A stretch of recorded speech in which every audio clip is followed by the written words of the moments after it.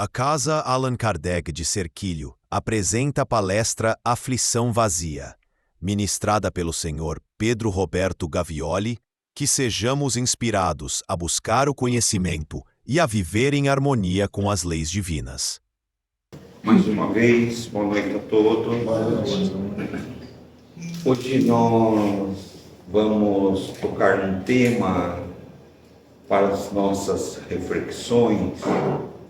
E já o título ele é bastante assim, impactante, porque ele fala para nós aflições vazias. Quantos de nós estamos vivendo aflições vazias, sem nenhum sentido, nem aconteceu, talvez nem aconteça, e já estamos aflitos por uma questão, por uma situação que estamos imaginando que vai ocorrer e talvez nem ocorra. Porque nós vivemos o tempo e tudo muda. Situações mudam de um momento para o outro, como o vento, o sol, o calor, a chuva. Assim são as situações em nossas vidas, até porque nós estamos em evolução e estamos constantemente sendo induzidos, conduzidos pelos espíritos. E um pensamento que esteja um pensamento malsão, de repente você troca por um pensamento mais elevado, você muda tudo ao seu redor. Então, a gente precisa muitas vezes pensar: por que estou adiantando? Porque estou sentindo uma aflição que não preciso sentir. Porque estou adiantando algumas coisas que talvez não ocorram. E dentro dessa nossa colocação, ante as dificuldades do nosso cotidiano, do nosso dia a dia, precisamos exercer um pouco mais de paciência, um pouco mais de serenidade, muitas vezes até se calar para o mais tolo falar. Isso significa um mais tolo falar é quando você está numa aflição e você fala as coisas sem pensar. Depois você se arrepende, né? Aí você estava numa condição de tolo. Então nós começamos a perceber que nada, o que pareça uma ocorrência, isso vai acontecer com você. Então nós precisamos tomar muito cuidado e exercer com mais seriedade, com mais constância, a paciência, principalmente, vamos dizer assim, com os outros, mas não apenas em auxílio aos outros, mas em auxílio a nós mesmos, porque o grande problema, o grande mal que nos faz mal, é o mal que está dentro de nós, e muitas vezes você não tem a devida paciência para com você mesmo, para com seus atos. De repente você quer eliminar tudo de uma vez só, quer que as situações ocorram no tempo teu, e o tempo não é nosso. As situações e o tempo é maior do que nós imaginamos para que algo ocorra. Então, tanto mais igualmente, a paciência deve estar sempre em favor de nós mesmos. Então, por isso que Paulo de Tarso fala da caridade com toda soberania, com toda autoridade, que a caridade é aquela que você faz em você, que você muda você, que você transforma você.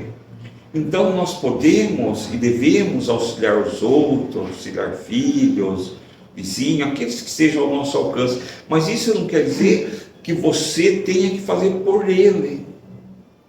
Nós tivemos uma ocorrência num atendimento que eu fiz lá em Piracicaba, depois de uma explanação numa casa, e a senhora queria mudar o filho dela de 33 anos, e ela não vai conseguir. Eu falei: sinto muito, você não vai, mas ela sentia culpa. Mas culpa do quê?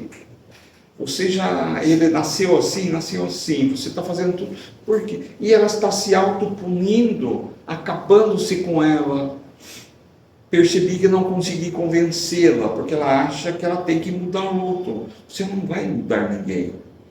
A única coisa que você faz, que você vai conseguir mudar o outro, é com o seu exemplo, com sua conduta. Palavras, elas até têm uma força, mas o exemplo é contagioso. Ele contagia o exemplo. Palavras esclarecem, né? Então nós desejamos referir-se, quando nós falamos da aflições vazia, sobretudo aquele sofrimento inútil que você tem. Porque o sofrimento inútil, se talvez não vai acontecer, aí aquele pensamento assim, eu amo alguém, eu sofro porque eu amo alguém, chora. Pera lá, mas eu amo fulano ou fulana, pega o amor de volta, é seu, não é dela. Você só amava ela e deu para ela, pega de volta. É seu amor, não é dela ou dele. Você pega de volta para você, se aquela pessoa não te merece. E trabalha o pensamento. Se não está comigo, não é para estar. Se está comigo, é para estar. Então a gente precisa começar a ter pensamentos de amor próprio, sem que esse pensamento de amor próprio não seja o prejuízo de alguém, não é? Então nós precisamos referir sempre a esse sofrimento inútil, essa aflição vazia que nós muitas vezes passamos.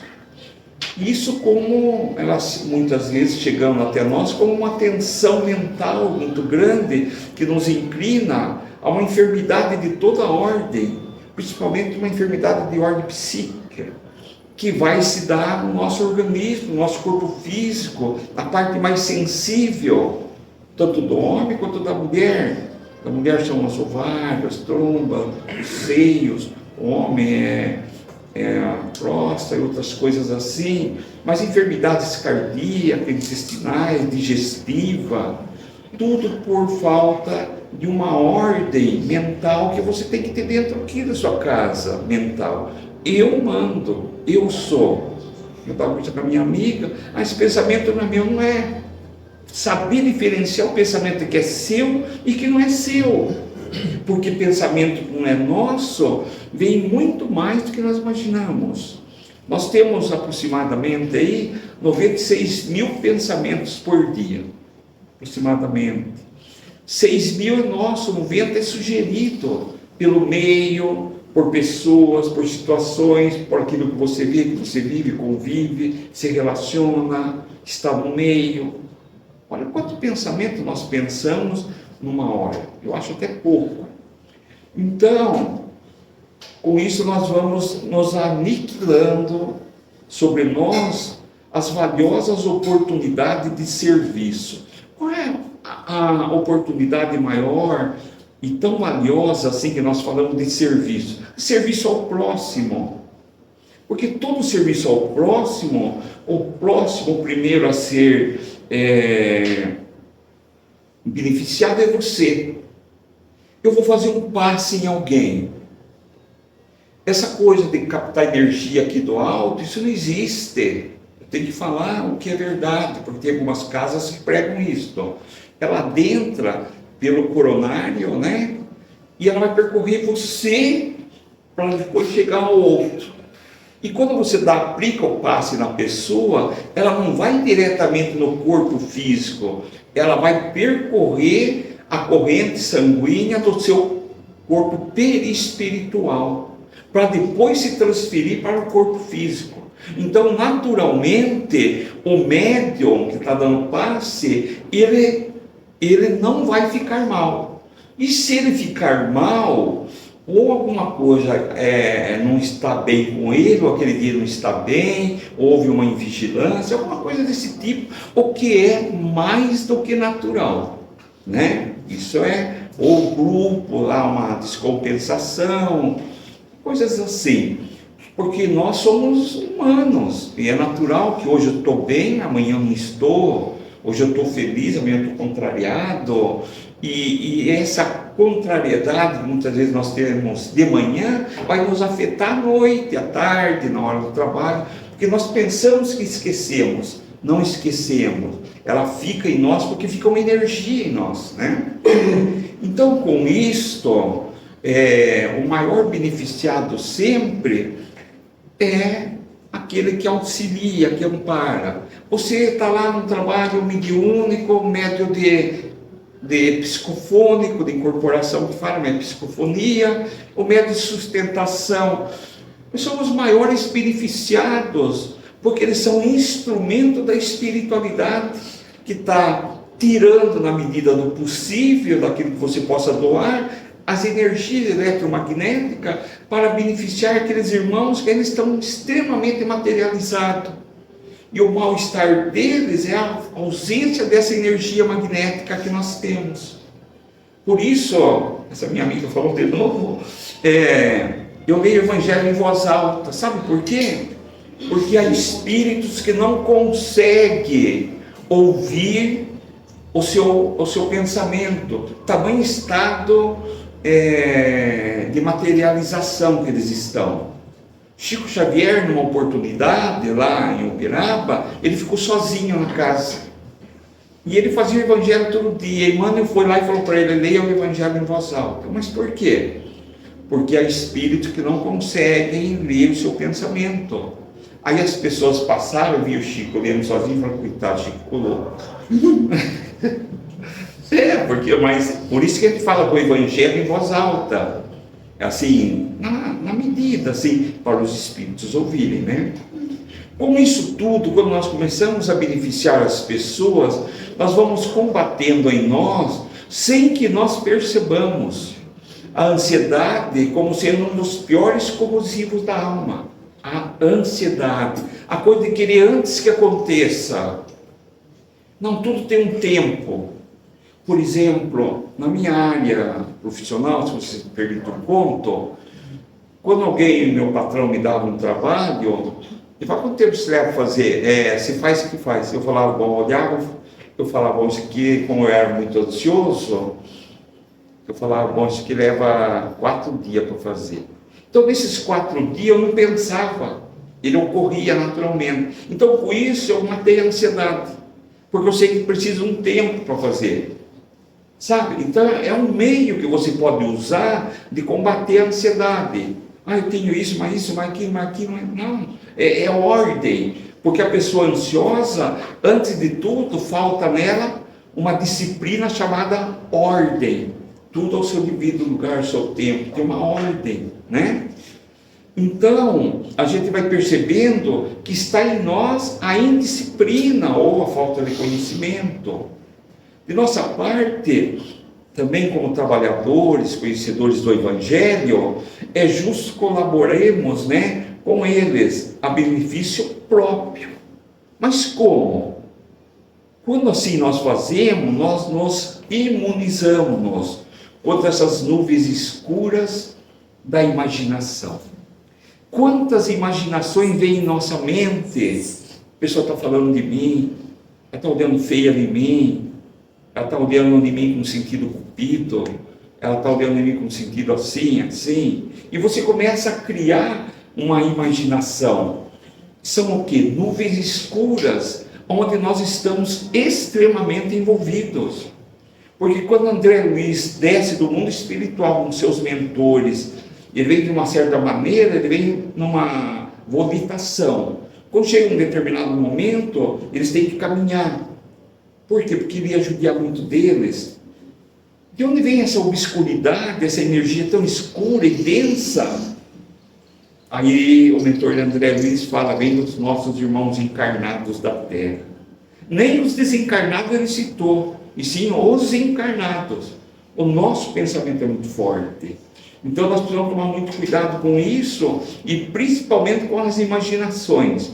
Eu vou fazer alguma coisa, eu não conto para ninguém, só se for uma pessoa de muita confiança, porque, mais uma vez tocando no Chico: Chico, o que você tem medo?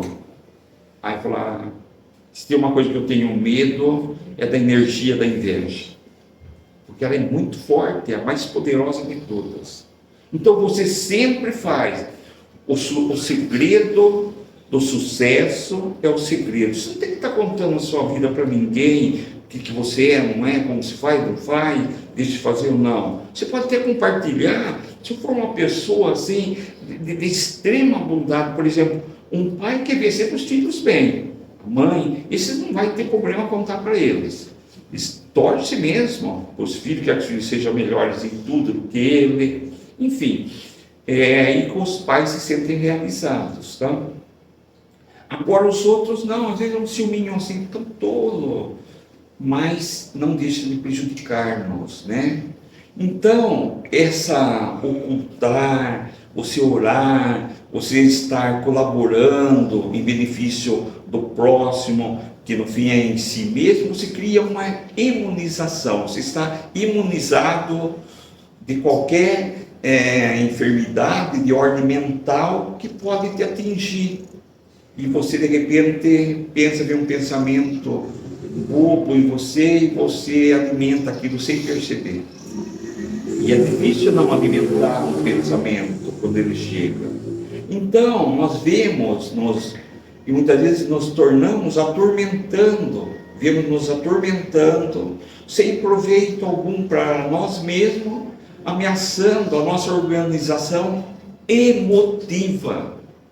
Sabe o que é uma organização emotiva desorganizada? Uma organização emotiva totalmente desorganizada.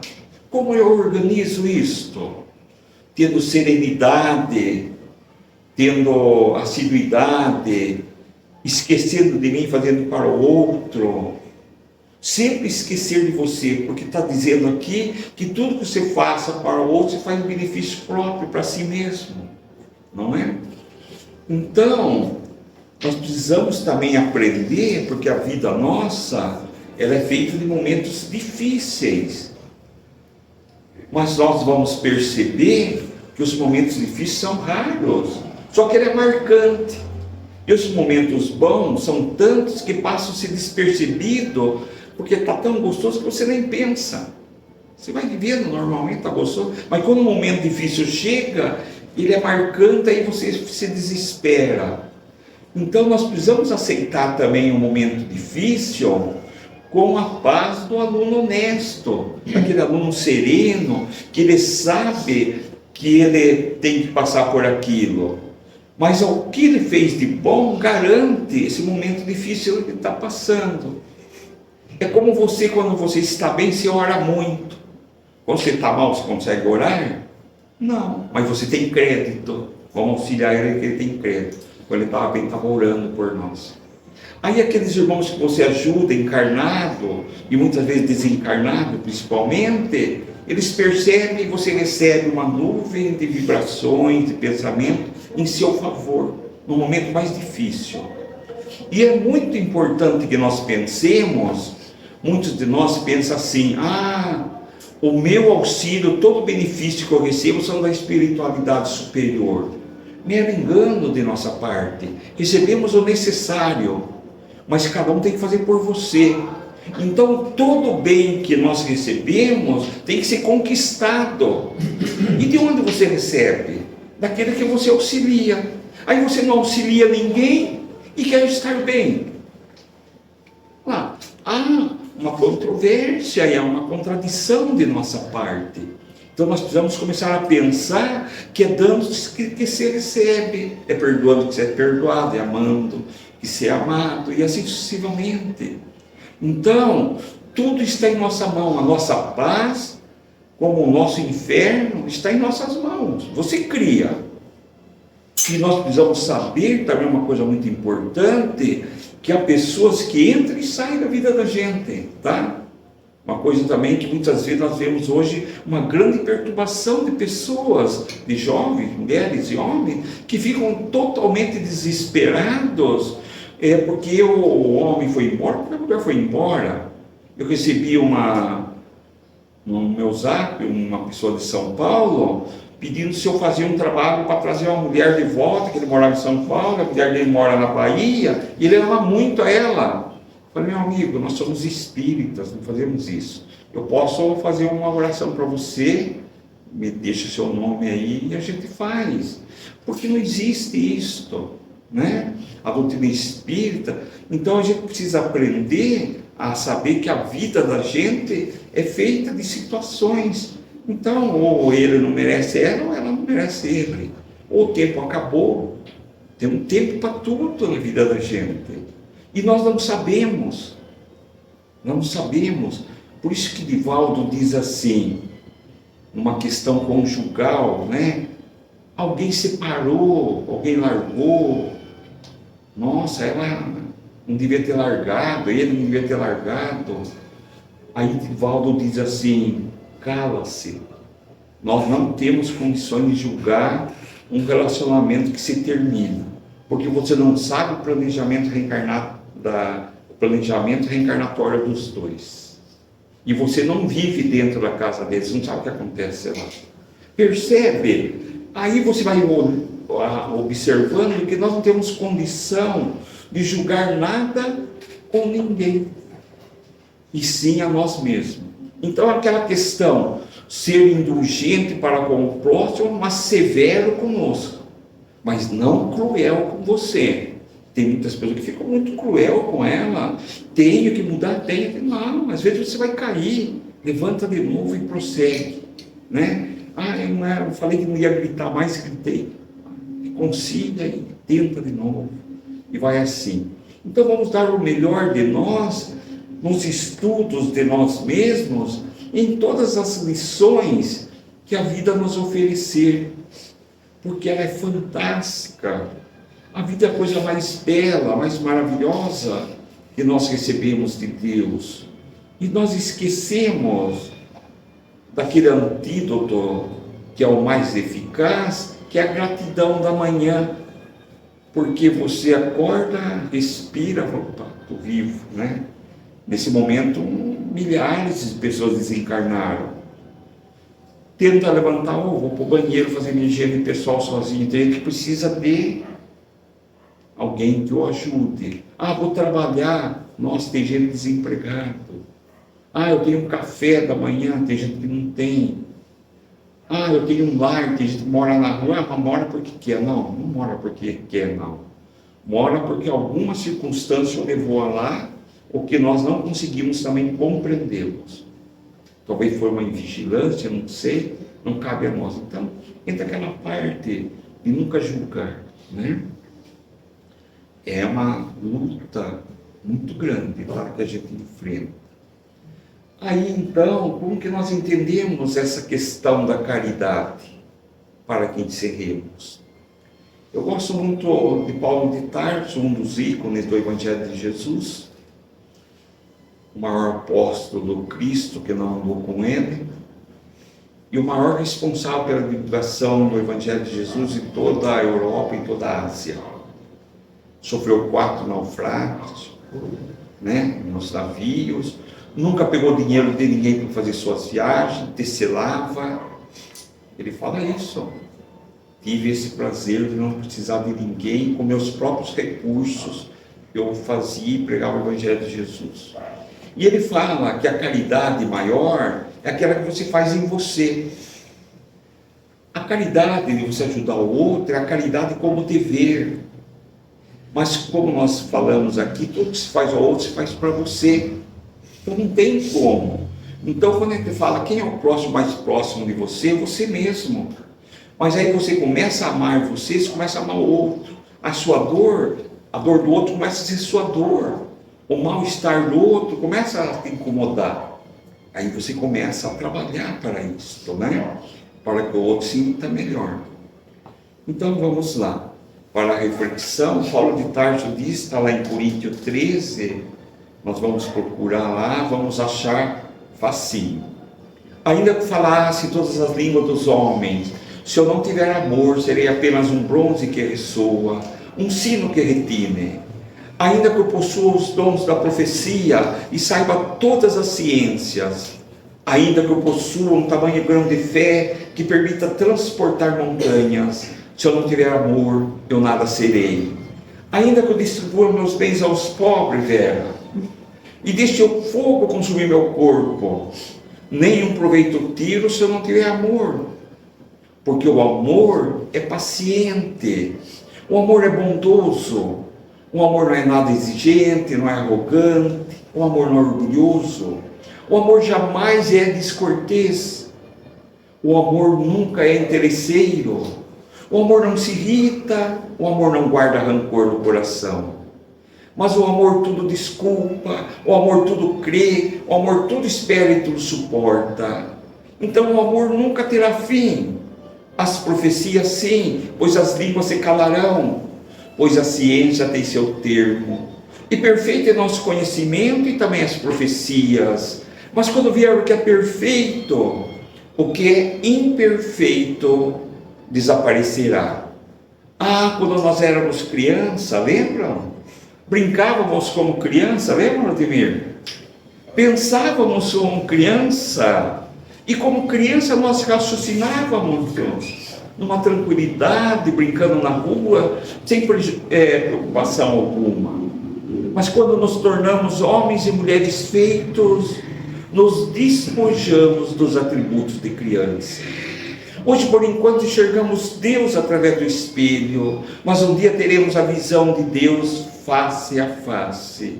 Por enquanto, nós conhecemos apenas uma parte de Deus, mas logo nós conheceremos Deus como por Ele somos conhecidos.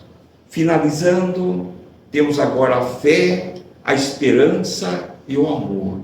Mas dos três, o mais excelente é o amor, porque no amor cabe tudo. Então é Ele que faz, que nos dá, que nos liberta, que nos sustenta. Pensemos nisso.